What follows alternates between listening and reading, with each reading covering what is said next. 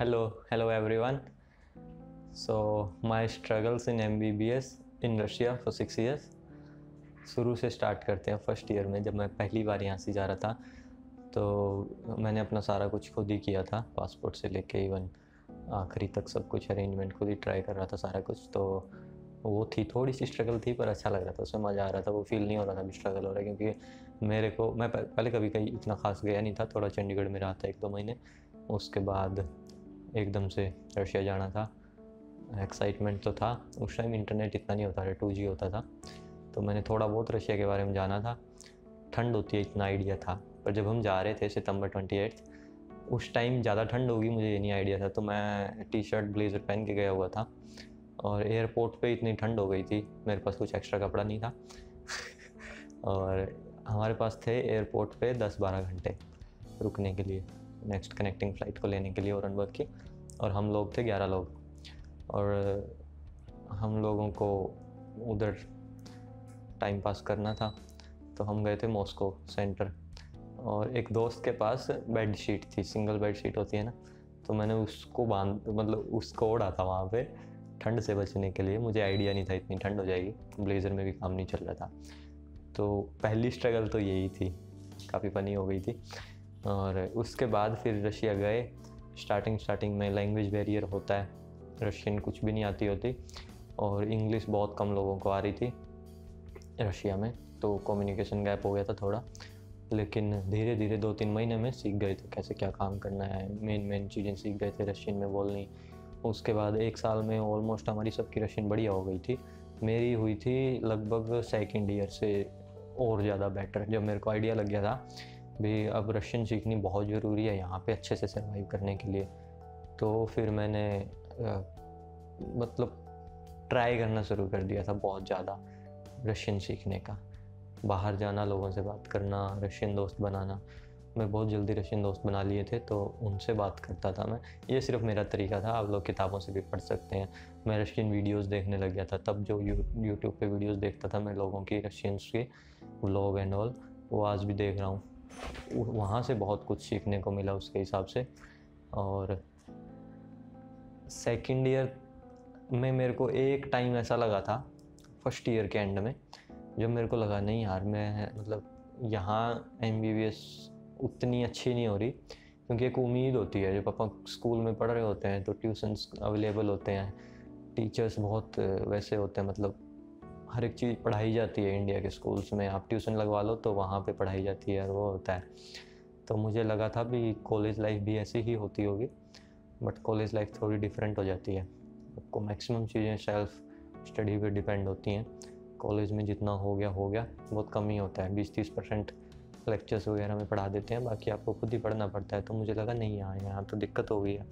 उस टाइम में जब स्टार्टिंग में मैं प्राइवेट कॉलेज में एडमिशन लेने की भी सोच रहा था, डोनेशन वगैरह दे के, तो वो वाला आइडिया ड्रॉप करके मैं रशिया गया था। तो मुझे लगा चलो ठीक है, पुराने आइडिया पे जाते हैं, या तो किसी प्राइवेट में ले लेंगे वापस जाके एडमिशन, या फिर मैंने सोचा था मैं ऑस्ट्रेलिया चला जाता हूँ। ऑस्ट्रेलिया का पता किया, उतना ही हो रहा था जितना प्राइवेट कॉलेज में 1 करोड़ के आसपास खर्चा आता, ऑस्ट्रेलिया का उतना ही लग रहा था। फिर मैंने वो भी सोचा, ट्राई किया, एक तो यूनिवर्सिटी ढूंढी, बट फिर एंड में मैंने वो आइडिया भी ड्रॉप कर दिया, क्योंकि फिर मुझे लगा यार अब 1 साल यहाँ इन्वेस्ट कर दिया है, अब मैं वापस जाऊँगा 5-6 साल, वहाँ टाइम लगता ही जाएगा ऐसे तो।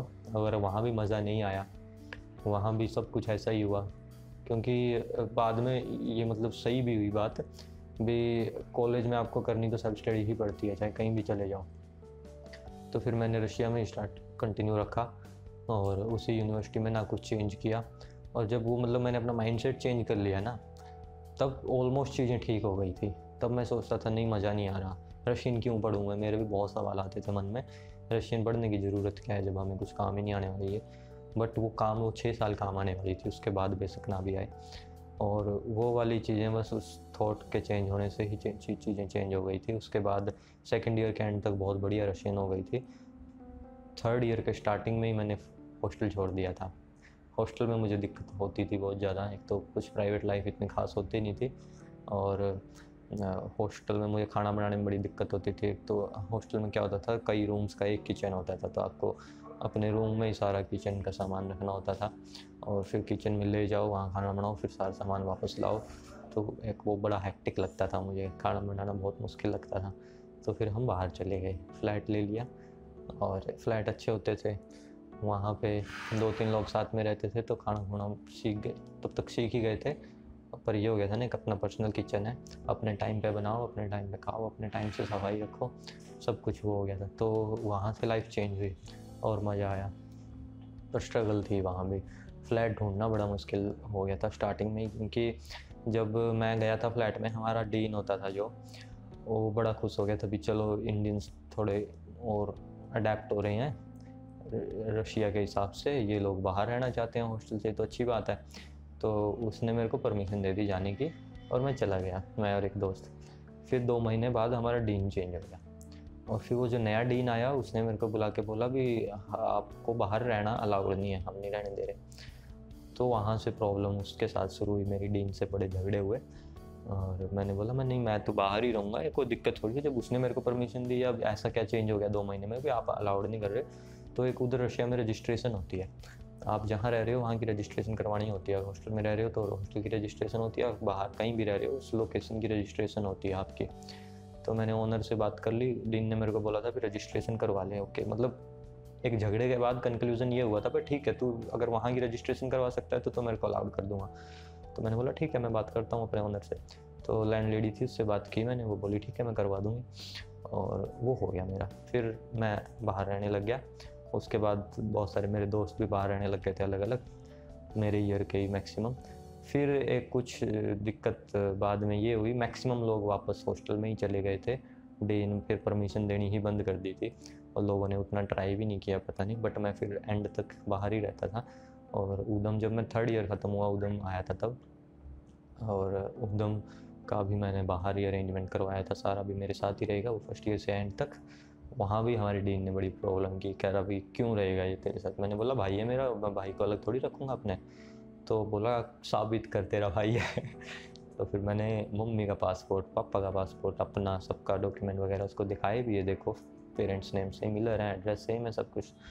तो उसने जाके विश्वास किया, बिलीव किया, फिर उधम को परमिशन मिली मेरे साथ रहने की। उधम मेरा छोटा भाई है जो अभी भी वहीं MBBS कर रहा है फाइनल ईयर, और वो एंड तक फिर वो भी रहता है। अभी हमारी यूनिवर्सिटी में लोगों को बाहर जाने की परमिशन है नहीं, तो मेरे से लोग पूछते हैं भी आपको कैसे परमिशन मिली थी, तो ये स्टोरी थी, मैं सबको यही बताता हूँ भाई, लड़ाई झगड़े करके मिल गई थी, और आप भी करके देख लो, अगर मिल जाए तो मिल जाएगी, इतना कुछ मुश्किल होता नहीं है। आपको अगर आपके राइट्स पता है तो आप कुछ भी हासिल कर लेते हो, वो कर सकते हो। ये इशू है योरनबर्ग का, अभी अराइज हो गया, अभी वो डीन काफ़ी कंट्रोलिंग है, हर एक की लाइफ को बहुत कंट्रोल करता है। हमारे टाइम में थोड़ा कम था, हम लड़ाई झगड़े करते थे, जेन्युइन रीजंस पे लड़ाई झगड़े करते थे। मेरी डीन से कभी पटी नहीं, कभी बात मतलब बनी ही नहीं, उसको मेरे से तकलीफ़ रहती थी, मेरे को उससे तकलीफ़ रहती थी। और एंड एक ये मेन स्ट्रगल हुई थी, उसके बाद थोड़ी ठंड की भी थी, हाँ उधर ठंड होती थी, तो वो स्टार्टिंग में मैंने बता दिया, वो स्ट्रगल हुई, लैंग्वेज बैरियर की स्ट्रगल आई। उसके बाद फिर थोड़ा डीन ने प्रॉब्लम क्रिएट की, वो स्ट्रगल आई। उसके बाद तो फिर मैं इतना अच्छे से अडेप्ट हो गया था, फिर मेरा मन करने लगा था फिर रशिया में भी सेटल हो सकते हैं, बट फिर वो बाद में मन वो भी बदल गया। एंड में आते आते तो मैं बोर हो गया था 6th ईयर में, तो भी हाँ अब तो यार बहुत हो गया और वापस जाना है। तो जैसे ही डिग्री मिली थी, मैं 1 हफ्ते के अंदर अंदर वापस भी आ गया था टिकट करवा के। वो आई थिंक बहुत सारे लोगों के साथ होता है, कुछ के साथ नहीं होता भी, वो 6th ईयर में इमोशनल हो जाते हैं भी अब यहाँ से जगह छोड़नी है, बट मेरा उल्टा हो गया था, मैं एक्साइटेड था भी अब ये जगह छोड़नी है, अब यहाँ से जाना है और इंडिया वापस जाना है। ये थी मेन स्ट्रगल। आप लोग जो हैं रशिया में, आपकी क्या क्या स्ट्रगल्स हैं, आपका डीन भी ऐसे कंट्रोलिंग है या नहीं है, बताओ। और क्या क्या चीज़ें हैं जो आपने फेस की रशिया में। हाँ, खाने की होती है, उधर इतना वेजिटेरियन फूड नहीं मिलता। इवन आप बर्गर किंग या मैकडोनल्ड्स जाओगे तो 1-2 ही बर्गर होते हैं जो वेजिटेरियन में होते हैं ऑप्शन में, या फ्राइज़ होती हैं वो होती हैं, बट मैं नॉनवेज खाता था शुरू से ही, खाने लग गया था रशिया जाने के बाद। मेरे घर वालों ने मेरे को परमिशन दे दी थी भी तू खा लियो, कोई दिक्कत नहीं, और मैं भी लग गया था खाने, मुझे भी कोई दिक्कत नहीं हुई थी। तो वो प्रॉब्लम मेरे लिए तो नहीं थी, बट लोगों के लिए होती है। हाँ, मसाले मैं ऑलरेडी कम खाता था, तो वो मुझे वो दिक्कत नहीं हुई, रशिया में कम मसाले का खाना होता है, तो वो मेरे लिए अच्छी बात हो गई थी। बस ये था मेन। आप अपना बताइए और हम बात करते हैं नेक्स्ट वीडियो में।